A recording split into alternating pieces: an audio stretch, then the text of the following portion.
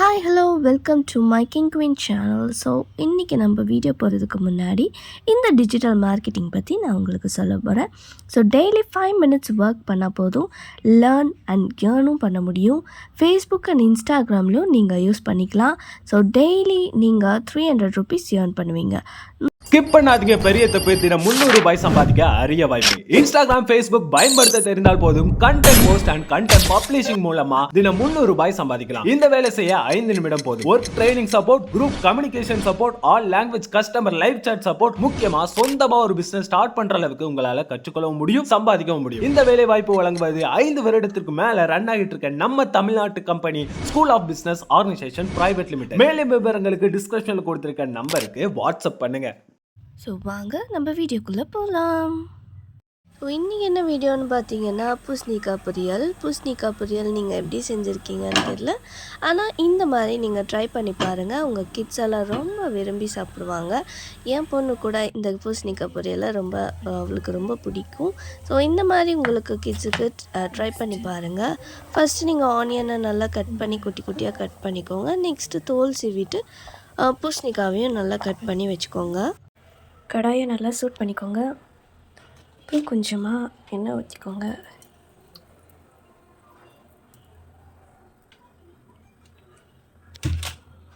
So எண்ணெய் நல்லா சூடானதும் கடுகு, சீரகம், வெந்தயம். ஸோ கடுகு, சீரகம் நார்மலாக நீங்கள் போட்டுக்கோங்க. வெந்தயம் கொஞ்சமாக போட்டால் போதும், நிறையா வேண்டாம், கொஞ்சம் கசப்பாக இருக்கும். ஸோ நெக்ஸ்ட்டு வரமிளகா ஆட் பண்ணிக்கோங்க. அப்புறமா வெங்காயம். நான் பெரிய வெங்காயம் யூஸ் பண்ணுறேன், நீங்களும் அதே யூஸ் பண்ணுறதா பண்ணலாம். சின்ன வெங்காயம் டேஸ்ட்டு நல்லாயிருக்கும். ஸோ ட்ரை பண்ணி பாருங்கள். நெக்ஸ்ட்டு கருவேப்பிலை. வெங்காயம் நல்லா வதங்கினதுக்கப்புறம் காயை நம்ம ஆட் பண்ணிவிட்டு நல்லா வதக்குறோம். ஸோ கொஞ்சமாக சால்ட் போட்டுட்டு நல்லா வதக்கிக்கோங்க.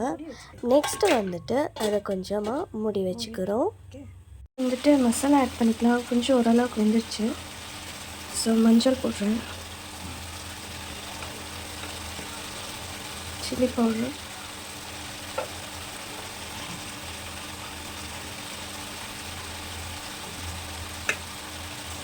எல்லாமே ஒரு ஸ்பூன் போட்டுக்கோங்க. மல்லித்தூள் மட்டும் ஒரு 2 ஸ்பூன் போட்டுக்கோங்க, ரொம்ப நல்லாயிருக்கும். இது சாம்பார் தூள், சக்தி சாம்பார் பொடி.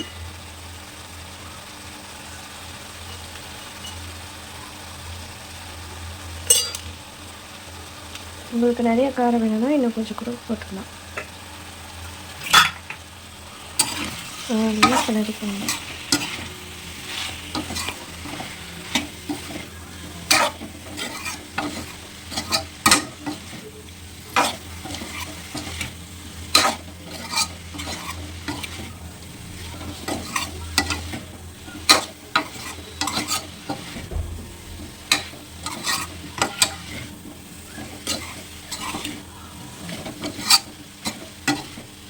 நல்லா கிளறியாச்சு.